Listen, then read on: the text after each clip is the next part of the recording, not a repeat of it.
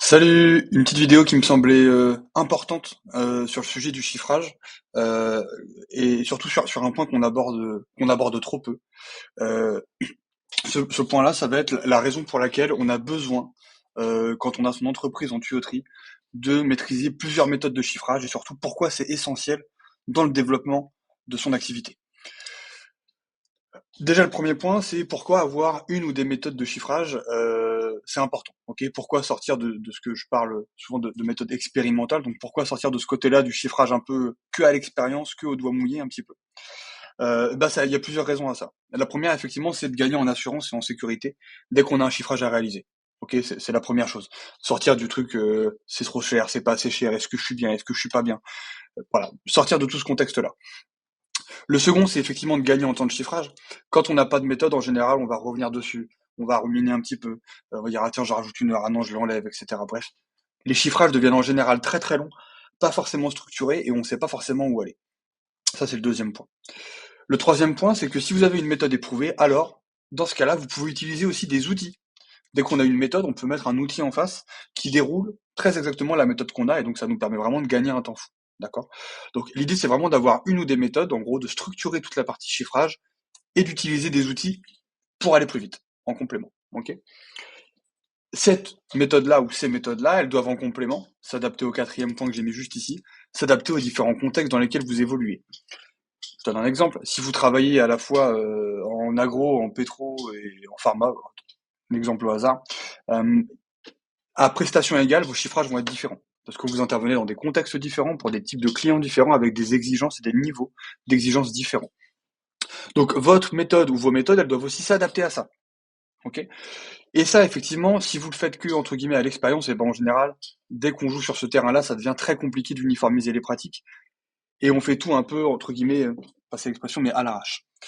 L'objectif de tout ça, c'est d'être capable de chiffrer, peu importe le contexte, et de façon entièrement méthodique et reproductible, avec les outils adaptés, bien entendu. Okay.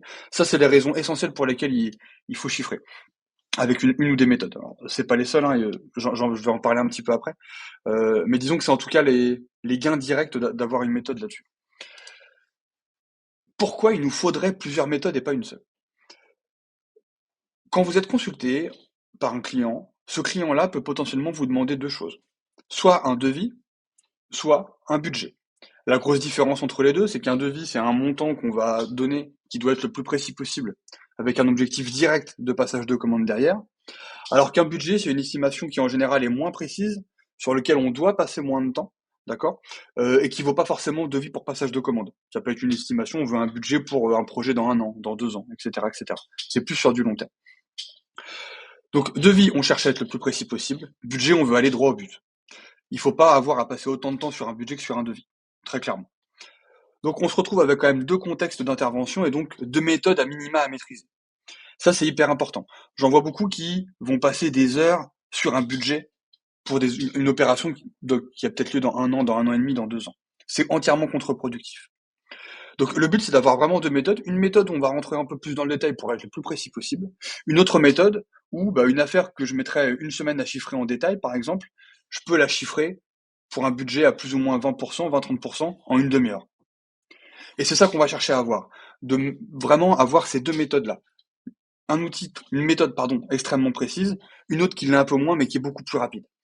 Et ces deux contextes-là, donc, vont créer deux méthodes, et ces deux méthodes-là, elles doivent être derrière complémentaires. C'est-à-dire, si je réalise un devis détaillé, si j'ai ma deuxième méthode, je peux aussi m'en servir comme outil de vérification. Et donc, fini de se dire, est-ce que je suis trop cher, pas assez cher par rapport à d'habitude, est-ce que je suis dans les clous? Donc, en gros, j'ai ma méthode qui me sert à chiffrer de façon extrêmement décomposée, et la deuxième qui me sert à, d'une, faire des budgets, si j'ai besoin, donc d'être un peu moins précis, et de deux, elle me sert en même temps de vérification à mes chiffrages. C'est comme si j'avais un binôme avec moi qui vérifiait mes chiffrages. Le summum de tout ça, c'est, et si cette vérification, pardon, grâce à un outil, elle pouvait se faire automatiquement. Ok? Et là, on a un gain de temps énorme.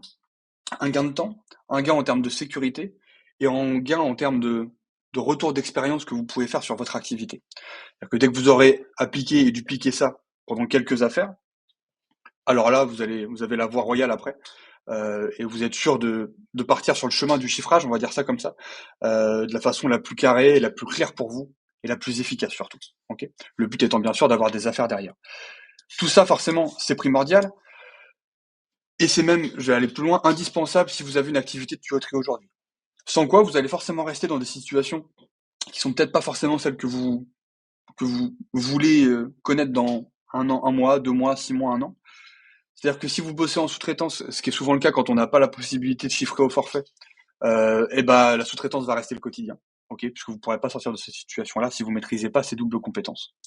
Vous allez passer à côté de chantiers pour lesquels vous êtes compétent, tout simplement parce que vous pouvez pas les chiffrer. Ça, c'est un retour que j'ai souvent. Vous pouvez pas passer ce palier d'aller chercher des clients en direct, etc. Alors, d'aller les chercher, c'est un autre sujet, mais qu'on traite aussi, que je pourrais traiter dans une autre vidéo. Mais en tout cas, si vous êtes consulté, vous pouvez pas prendre des affaires.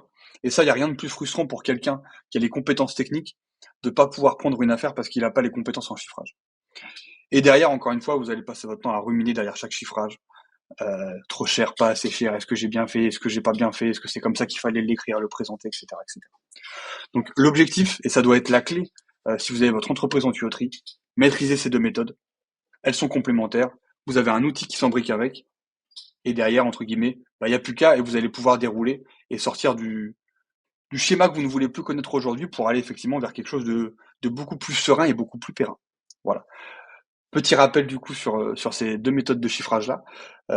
Et si vous avez la moindre question, vous m'envoyez un petit message et on en discute. À très vite.